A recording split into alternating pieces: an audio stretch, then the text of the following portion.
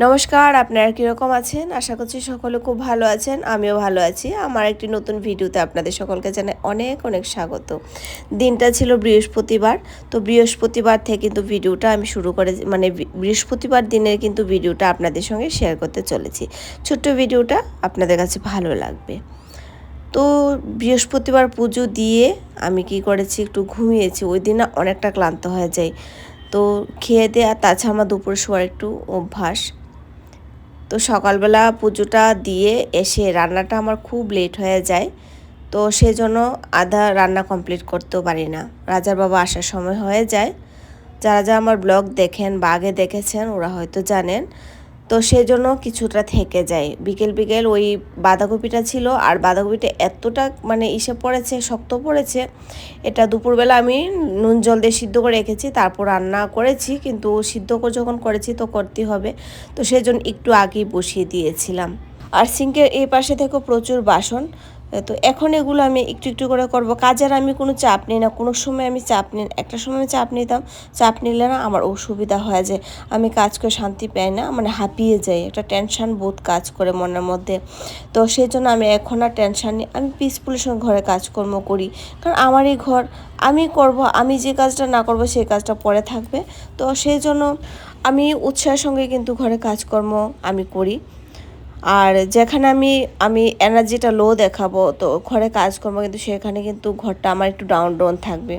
সেটা আমার এক্সপিরিয়েন্সের সঙ্গে বলছি, সেটা আমার সঙ্গে এরকম ঘটনা হয়েছে। তারপর থেকে আস্তে আস্তে করে আমি আমার এই দিনগুলো আমার জীবনে বদলাও এনেছি। তো সেজন্য আমি এই কথাগুলো বলছি। কিন্তু কোনো কিছু কিন্তু একসঙ্গে হয় না, আর একেবারেই হয় না। আমরা কি করি, একসঙ্গে হওয়ার পেছনে ঘুরতে থাকি।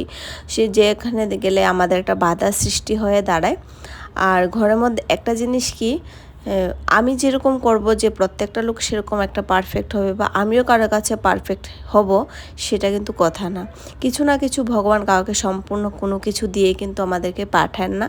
তো সেজন্য না আমরা আমাদের নিজেদের মাইন্ডটাকে ফ্রেশ রাখা, বলে না যে নিজেকে আগে প্রস্তুত করতে হয়।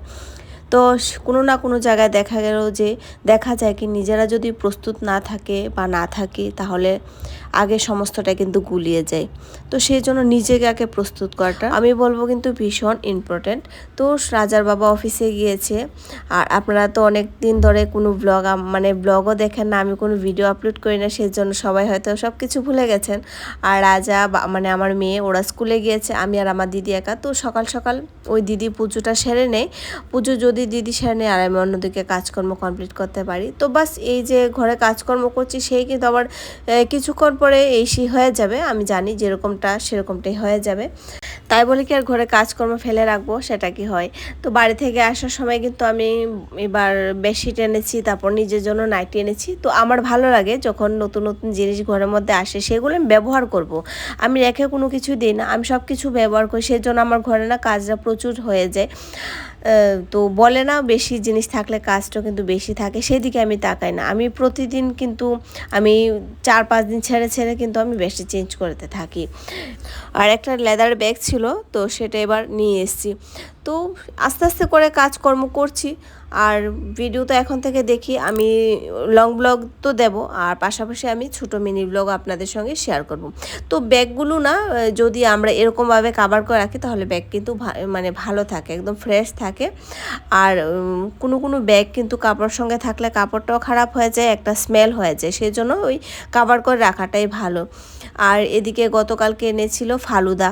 তো ফালুদা রাত হয়েছে বলে আমরা ওই মলে গিয়েছিলাম, আসার পথে নিয়ে এসেছিলাম। না, আমার ছেলের জন্য একটা কিট কিনেছি ব্যাট বলের।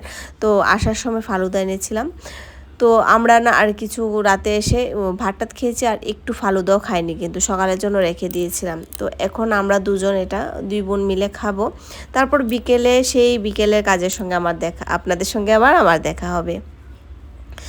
যা গরম পড়েছে, অস্বাভাবিক গরম এখানে। তো কুলারটা লাগিয়ে ভাবলাম কাজ করব, কিন্তু সব কাপড় লন্ডভন্ড হয়ে যায়। তো কুলারটা বন্ধ করে কাপড়গুলো আগে ভালো করে ফোল্ড করেছি, তারপর কিন্তু আমি এই কুলারটা লাগিয়ে বন্ধ করি, তারপর অন করি, এরকমভাবে চলছে। আবার বিনা কুলারও কাজ করতে পারছি না, গা একদম ভিজে ভিজে হয়ে যায়, এতটাই ঘাম।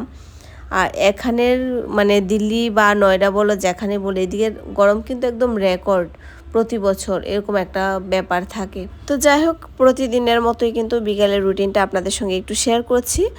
আর গতকালকে ভিডিওটা আমি কন্টিনিউ করেছিলাম, বললাম না আমার একটু মোবাইল স্টোরেজের প্রবলেম আছে, তো সেই জন্য আমি একই সঙ্গে ভিডিওটা কন্টিনিউ করতে পারছি। এখন বাড়িতে গেলাম, পরপর অনুষ্ঠান, 2-3টে অনুষ্ঠান ছিল, আর সেই স্মৃতিগুলো না রাখলে নাই হয়। তো সেই জন্য আমি দেখছি এটা কি করা যায়। আর এখানে বিকেলে সন্ধ্যা দেওয়ার আগে যে ঘরে কাজকর্ম করেনি, সেই জন্য আমি কি করি, ভিডিওটা আমি অল্প অল্প করে কিন্তু ক্লিপ নিয়েছি। আর ভিডিওটা আমি শেয়ারও করব খুব ছোট্ট। তো জিনিস, আমার ঘরটা ছোট হলে আমি এরকমভাবে জিনিসপত্র রাখি যেন আমি হাতে নাগালে পেয়ে যাই সব কিছু, আমার যেন সুবিধা হয় কাজ করতে। ছোট হলেও আমি মোটামুটি একটা অ্যাডজাস্ট করে ঘরের মধ্যে রেখেছি, আমার কোনো অসুবিধা হয় না। আর যে সব থেকে বড় কথা, আমরা যখন মার্কেট থেকে আসি বা কোথা থেকে আসি, আমরা জিনিস এনে এমনিতে হুট করে ফেলে দিই, যেটাতে আমাদের ঘরটা অনেকটাই খুব তাড়াতাড়ি ক্লাটার হয়ে যায় না। সেটা আমি এখন থেকে কি করেছি, আমি যদি ভিডিও কন্টিনিউ করে আপনাদের সঙ্গে সেই টিপসগুলো একটু একটু করে শেয়ার করব। আমি জিনিসপত্র বাড়িয়ে নিয়েছি, যে মার্কেট থেকে এসে বা কোথাও ঘুরতে গেলাম, সেখান থেকে এসে যে জিনিসপত্র আমি কীভাবে যেন চোখের সামনে না দেখা যায়, একটু সাইডে রাখতে পারি, সেই জিনিসপত্র আমি করেছি।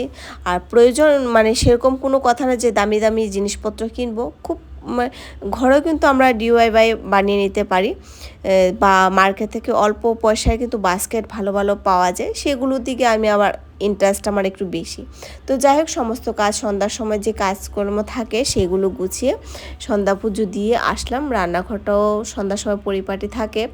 এখন দুধ নিয়ে এসছে প্রতিদিনের মতোই, কিন্তু ওই আগের কিন্তু সেই ভিডিওগুলো আপনাদের সঙ্গে শেয়ার করতাম যে প্রতিদিন দুধ নিয়ে আসে, তো এখনও কিন্তু সেই রুটিনটা আমাদের আছে। আর এখন থেকে কি করেছি, ছিল, তো এখন থেকে আবার দুধটা আমি কি করেছি, রোজ করে নিয়েছি। প্রতিদিন ঘরে এসে 1 লিটার করে দুধ দিয়ে যাবে দুধওয়ালা দাদা, না তা না হলে প্রতিদিন বাইরে যাওয়ার একটা টেনশন থাকে।